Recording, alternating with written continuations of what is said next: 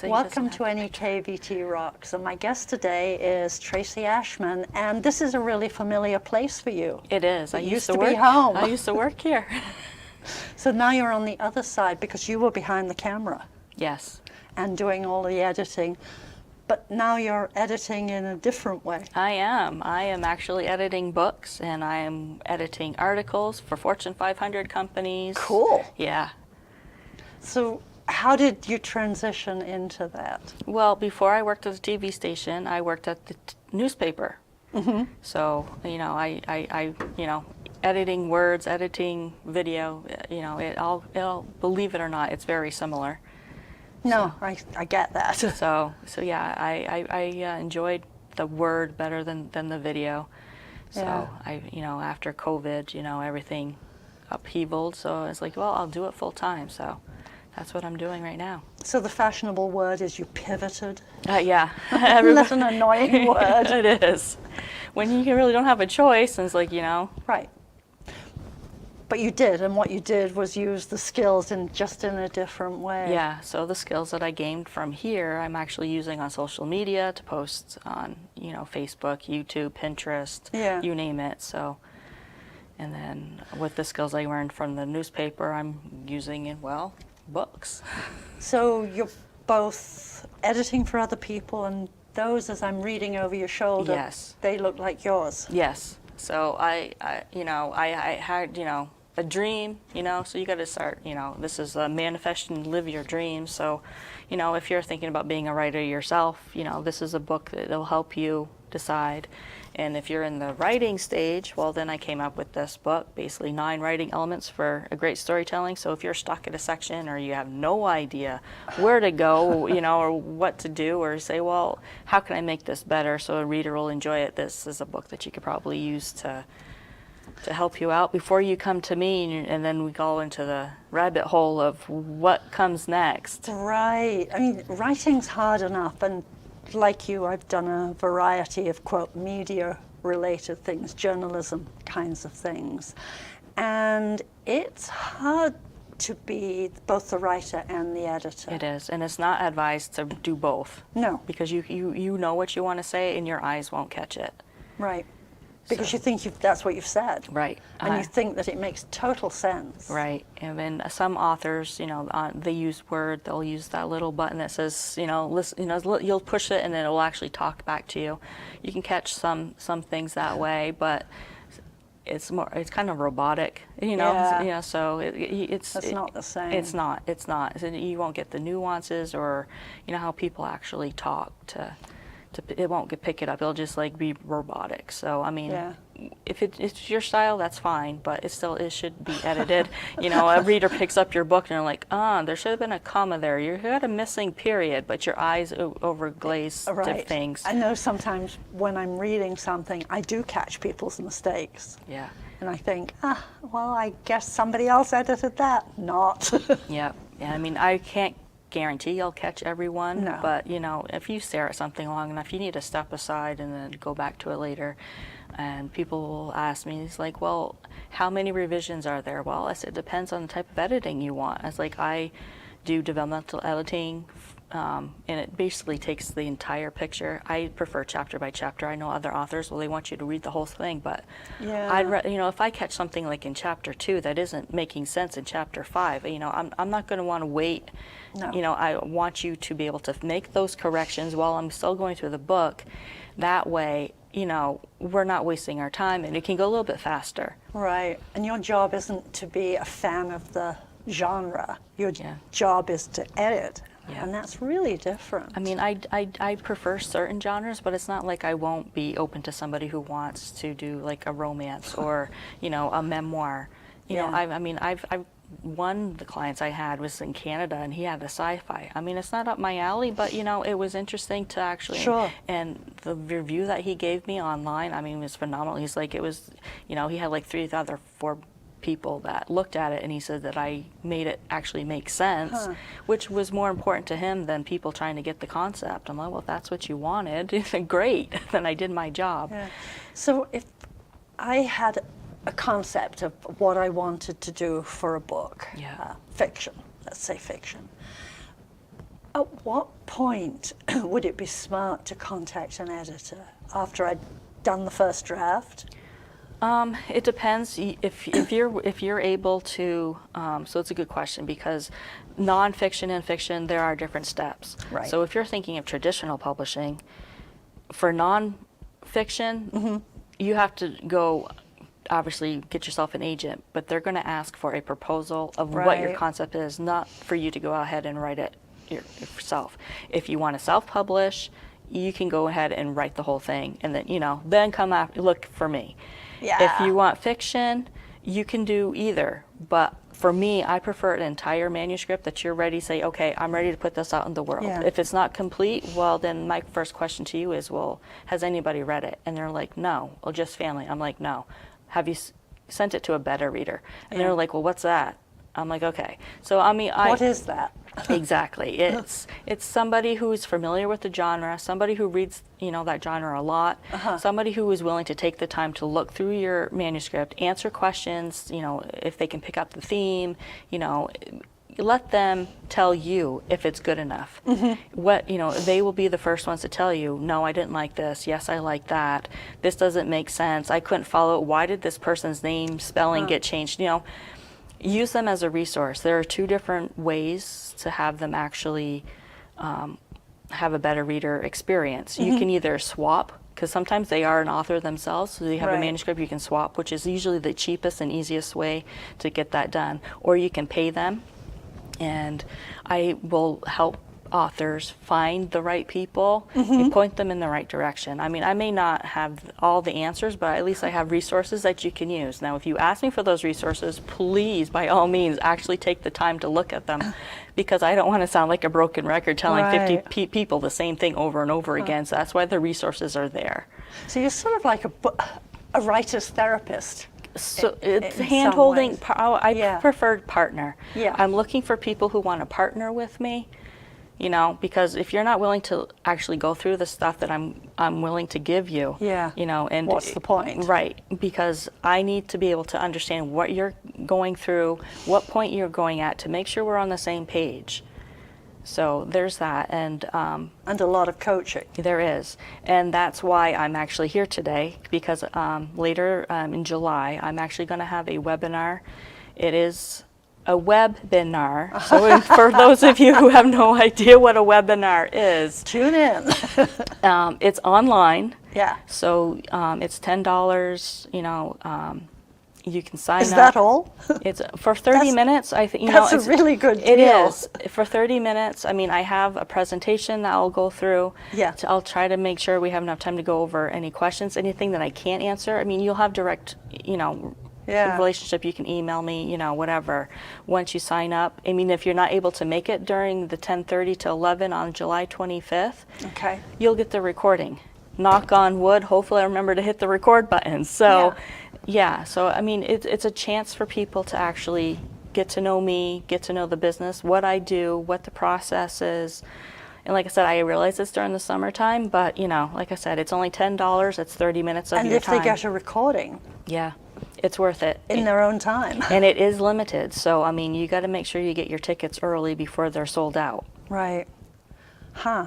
And you don't have to be in Vermont. You don't, but it is Right. Eastern time, so you got to So keep that in mind. You're sort of doing it as an introduction to what you offer. So it's Yeah. the second step after you've got that concept in your own head Yeah. of, I need to write on X and Y. Yeah, I mean, it will basically be based on, well, do I want to do traditional publishing or rather I do self-publishing? And they're like, what's the difference? Well, just to give you a preview. A lot of time and frustration. It's really hard to actually get a traditional publishing Right. contract, and you won't get as much royalties. Yes, you'll get them up front, but they will actually promote your book. But once those, say they want to sell 1,000 books, and those 1,000 books have been sold, you're on your own. So Right. either way, I've have authors come to me, my books didn't sell. I said, well, how much effort did you put into marketing? Did you put yourself out there? Did you go to a bookstore, do a book signing? Have you gone on social media to talk about your book? Right. And they don't realize, even if you self-publish, you have to do that, yes. But even if you go to traditional publisher, they're only going to do that for so long, and then you're on your own again. Right. But I'm sure there's always the fantasy, because if I have a quote traditional publisher, they're going to market it for me because they have a big marketing department, don't they? Well, like I But said, they don't. they're only going to do it for so long. Yeah. You know, you may be with them for maybe 2 years while you write the book. They edit it, and then it's out there in the world, and then that's it. Once those books are sold, they're moving on to the next person. And the only thing too is they are only able to publish so many books in certain genre per year. So, you know, Right. spaces are limited. There are hybrid publishers where you know, they will help you do both. You have to pay them and they will also help you. But again, they only do it for so much. I kind of help authors. I mean, I won't help you with your marketing. I'll tell you where to go and, you know, give you Yeah. different ideas. And if you come with me, I also on my website have a section of updates. Like when somebody publishes their new book, it's on my website, it's there. So you can see, Yeah. you know, so-and-so published their book, so-and-so published this book, and, you know, and I try to share it, and, you know, it's a resource too. If, you know, if you want to use that, go to the Yeah. website and then put it on your social media, you're free to do so, and I don't charge extra for that. Yeah. And book tours are something you finance yourself, not Yeah.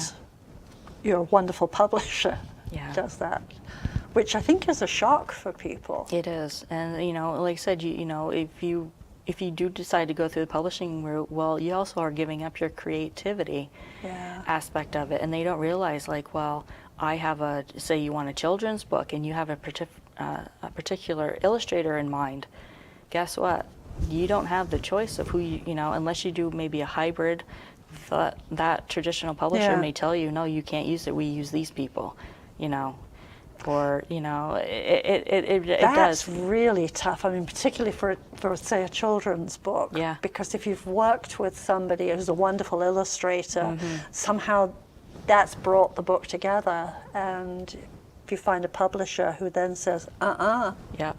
So what do you do then? Do you want to get rid of the person that you actually have you know, you made? No. Exactly. So, you know. So what do you do then? Yeah, How and- do you publish? Exactly. And I don't know if you notice in the news lately within the last month or, you know, I've actually saw something about one of the big, I don't know if it's big 4 or big 5 now because they've, you know, come related, but Yeah. they're actually trying to get into self-publishing. I'm like, how can you do both? I'm like, what's the point of being a big publisher if you're being traditional and self-publishing? I'm like, yeah, it sounds a little sketchy to me, but I guess they figured out a way to make money from it. exactly, yeah. And then everybody's like, well, do I just do KDP or Ingram Spark? I'm like, that's up to the author. I edit it, I send you the files, you decide where you want to go, but Yeah. I try to also educate the author, like on the ISBN. They're like, well, he says, well, KDP is free. I'm like, it is, but did you know that if you use the free one, it doesn't matter if it's Ingram Spark, KDP, or Barnes & Noble, you can only have your book on their platform. If you have an author website and you want to sell your book there, you can't. It's theirs because you're using their ISBN. So I encourage authors to buy their own. And they're like, well, it's expensive. I'm like, it is, but Then it's yours. it's yours, and you get to do what you want. I said, and they have, you go through Boker, and like I said, I have all these resources. You're not going to remember all of this, but I do provide this information to authors who come to me. And they have a sale where you can get 10, and it's cheaper than buying one at a time. And you also realize, like, well, with this book specifically, I have the paperback. I also have a hardcover. You know, so I need one for each. Right. With KDP, you know, for ebooks, you don't really need one, but it's a good idea if you want to publish somewhere else to have it. You can have one there too. So I mean, you can have an audio book. You'll need another one. So you can go through 10 pretty quickly just for one book, or 2 books. You know, if you have a series, you know, it does make a difference. So you got to think too how you want your book, how you want people to access it. If you want access to bookstores or not. It's a lot to learn. There is. And I mean, I started going to school in, I think, 2003, graduated in 2010, because I worked, you know, full time and, you know, to pay everything off.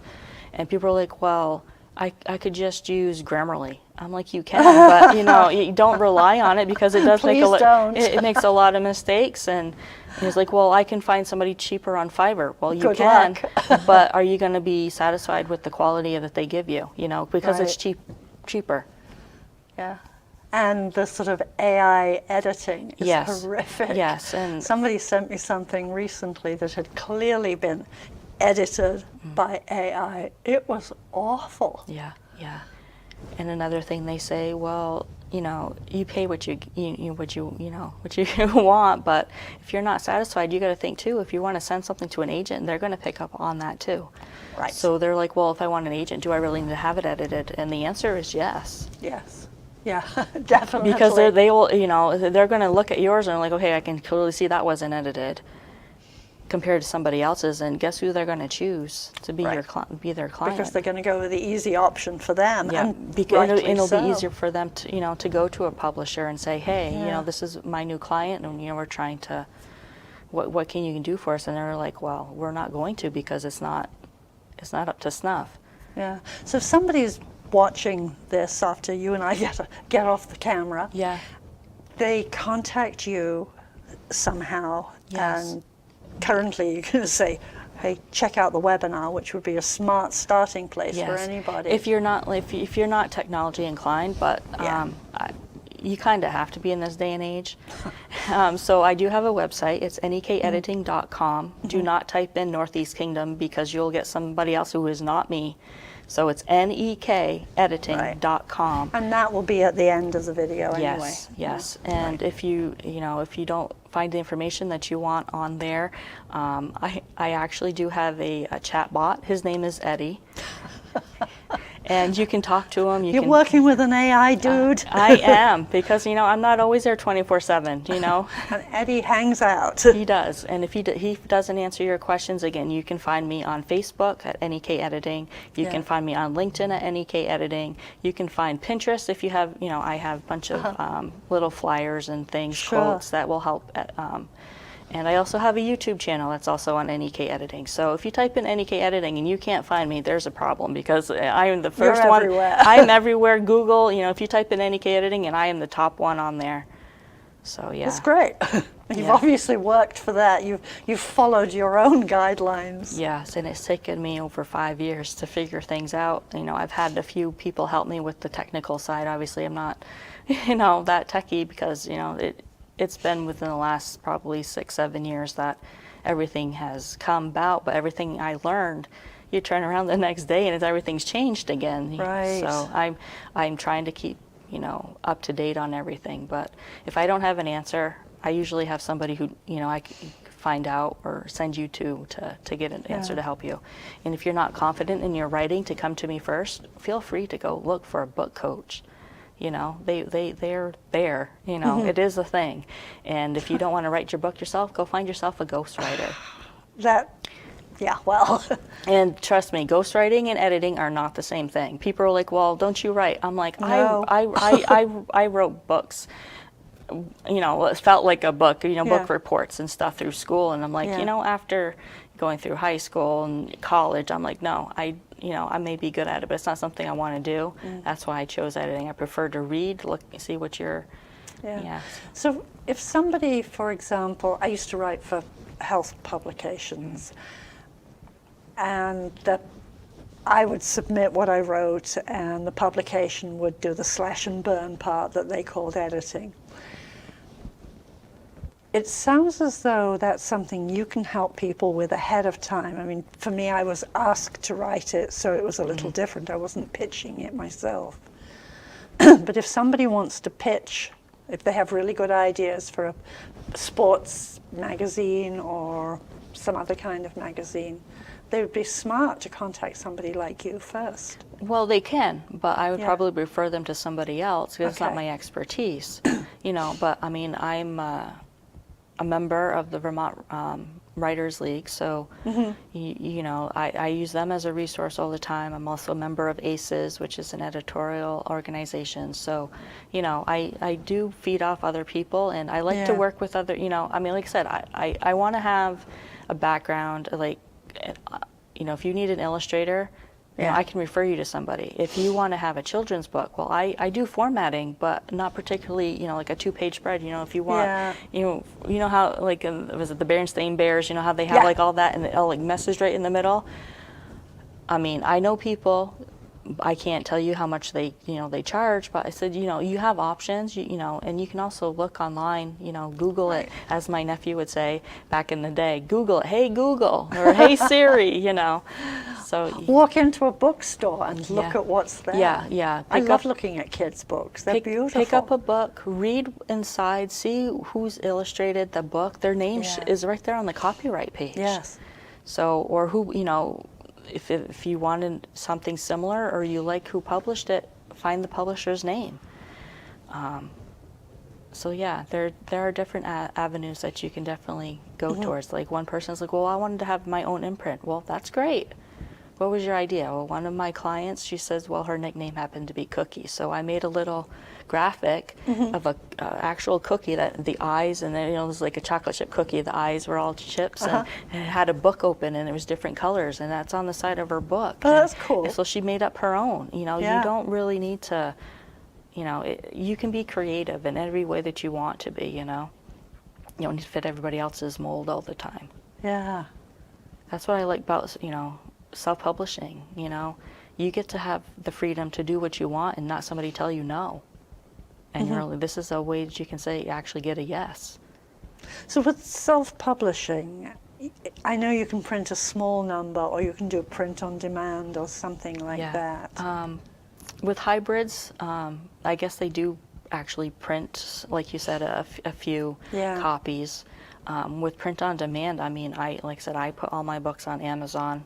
So, I don't know if you know this, but when I went to CCV during the pandemic, they had courses, and I tried to learn a bunch of other, I learned Photoshop from them, but over the pandemic, they had you can learn InDesign and all the others. Well, our actual final was the book, and they said, well, I said, well, I can do a children's book. So what I did was an ABC book. And that was my final. I'm like, well, if I made this for school, I might as well make it into an actual book and sell it. So, I got practice that way. But I also found at the same time that the programs that they used, I didn't care for. I prefer using Word. Right. But it doesn't mean that you can't use something like InDesign or something else to what you're doing. So, That was a smart use of COVID time. It is. I'm always learning. You think you'd stop, 40, 50 years old, and you're like, no. No. Life is a learning. And there are so many options now with webinars and other online forms of learning. Yeah, or YouTube. It is, and YouTube is really useful if you want to learn a new skill, and it's basically free. Yes. So if you have access to the internet, that's all it takes. Right. Yeah, and it's certainly easy to fall down that enormous rabbit hole of YouTube. Yes, but it also, technology has made it so I have more options. I don't have to just, like I said, you don't have to be an author just in Vermont. You don't have to be just an author in New England. Right. You could be in California. You could be in Canada. You could be in England. And for me, I prefer somebody who wants to use U.S. spellings. Yeah. I am familiar with the UK, I'm familiar with Canada, and I'm sorry, I love my Canadian friends and family, but make up your mind. You got part UK, you got part American. I'm like, don't make me try to decide which one is that you want. So, yeah, I prefer American. Because it's familiar to you. Yes. You're used to it, and you could expand from that anyway if you wanted to. And for the UK, with their punctuation differences, I got OCD, so I'm used to the American. So when I see the UK part, I'm like, it's like nails on a chalkboard. It's really funny because I feel the opposite way. Of course. And the spelling. Sometimes I will, quote, correct my spelling so that it's Americanized, and other times I say, no way. No. This is my voice. Yep.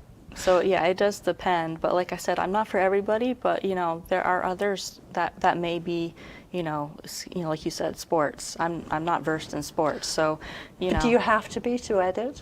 I don't, but I actually like understanding what I'm editing so that I know that it's okay and that the audience is going to say, yes, that's right. That way I don't have to second guess myself or go ask somebody else. So I'd rather somebody go to somebody who actually specializes in their particular genre or topic. That makes sense. Yeah. It also means that you're very clear with people where your expertise is. And that's pretty reassuring for somebody who's contacting you. Yeah. Because you're saying to them, this is not for me, but I know somebody who can help you. Yeah. Or you can go look and, go and look in this direction, so, Yeah. if I don't know somebody in that area yet. Right. But yeah, like I said, if you want a little bit more information, like I said, I'm holding a webinar. It's actually called Demystifying the Book Publishing Process webinar. You can, like I said, if you'll find it on this program, you can also find it on social. So there's the event section on Facebook. It's there. It's also on LinkedIn. And eventually, once I get a copy of this interview, it'll be on my website. So you'll be able to have multiple ways. I also have flyers around the Northeast Kingdom. If you're not in this area, you don't need to feel. So it's easy to find information. Yeah. So you don't have to feel left out. So You've certainly made it affordable. Yeah. So well, I try to, because I know everything's up, and I figure, 30 minutes, $10. I mean, and if you get value out of it, that's all, Right, and you don't have to drive to a seminar in the middle of nowhere. Exactly. And if you're not interested in books, but you know somebody else who is, send the reference to them. That's right. And like I said, it's on Saturday, July 25th from 10:30 to 11. And so, yeah, I just want to make sure that everybody gets the chance to get their tickets. Like I said, it is limited, so. Yeah. Is there a link directly to it, or? There isn't right now, because it's off my website, because it took me forever just to figure out how to get it so you could actually say. This is too technical for me. It is. It took me. I kept my aunt. Bless her heart. I kept telling her, it shouldn't be this difficult. It shouldn't be this difficult. And finally, I found the answer. I'm like, yay! No, it's not so difficult. Yes. So then I got everything together, and Yeah. So yeah. But yeah, like I said, those are the places. Like I said, there's a QR code on that you can use your phone and scan. And like I said, it's going to be mentioned at the end of this program. So, Sure. Or you can find it on YouTube. You've edited for some pretty well-known local authors. Yes, I have. Susan Davis is one of the biggest, and she's well known here because she went from being a lawyer to an editor at the newspaper, and she's right back at it and writing books and novels that, my goodness, it makes Stephen King blush because she's right up there. And I keep telling her, I said, you got to get these on Netflix because they're that good. And, the first 3 books of her series, they go from being murder mysteries to actual action-packed. She told me the last time I talked to her, she said, my biggest fan base are men. Interesting. Yeah, but they're not for kids. They are not for kids. And you've edited all of hers? Yes, and I've also done her poetry book. I've done a few. There's another one that lives in the kingdom. It's kind of like a memoir, but through it's through her and her kids and her She got actually Linda. She involved her nephew, her grandson, who at the time was 11, and he did all the illustrations. Wow. Yeah. I haven't seen that one. I've seen some of her others. Yeah. So, Linda's is, her book, oh my goodness, it'll make you laugh, it'll make you cry, it may, wet your pants. Because, she's gone through some things and pranks that, oh my goodness, between pranks she's done to her kids and her grandkids and her stepdaughter, oh my goodness. I don't want to spoil anything. No, don't. But like I said, everybody that I have edited for, their books are up on my website, and you can buy all of them on Amazon. So all you have to do is type in the author's name, and it's right there. Does your website mention other authors who people would know? Nothing like using a reference. I'm not sure. If you're not from the kingdom, you may not recognize them, but they're definitely worth looking into. Some of mine stuff are up there. I don't just have regular books. I do activity books. I have mandala coloring book. Yeah. I have a children's coloring book. I've gone to craft share and they sell out. And the thing is, when I go to a craft share, I will only have so many on me, and I tell them, I said, once they're gone, they're gone. I said, but you know, at that price, you come see me, obviously they're cheaper. Right. You'll have to go to Amazon if you want another copy, you know, so. Yeah.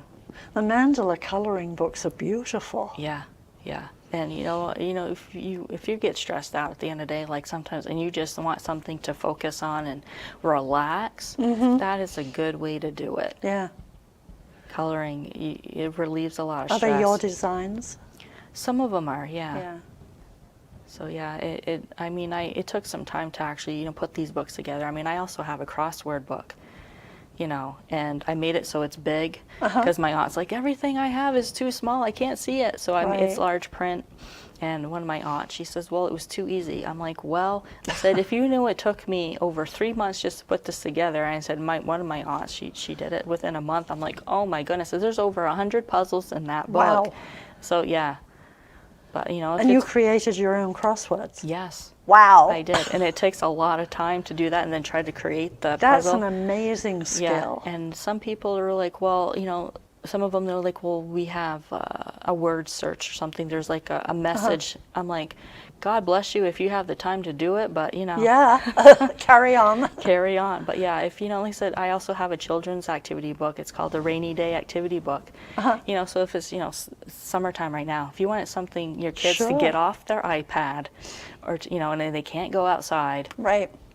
Have them do, I mean, I've got Sudoku puzzles. I mean, I have mazes in there. I mean, you name it. There's different things that they can do. Are these all on your website? They're all on Amazon. I don't put, you know, because I'm just selling the editing. Selling yourself. Yeah, yeah, because it would be too crowded if I did everything. But so for people to find you, they'd have to put your name into Amazon. Yep.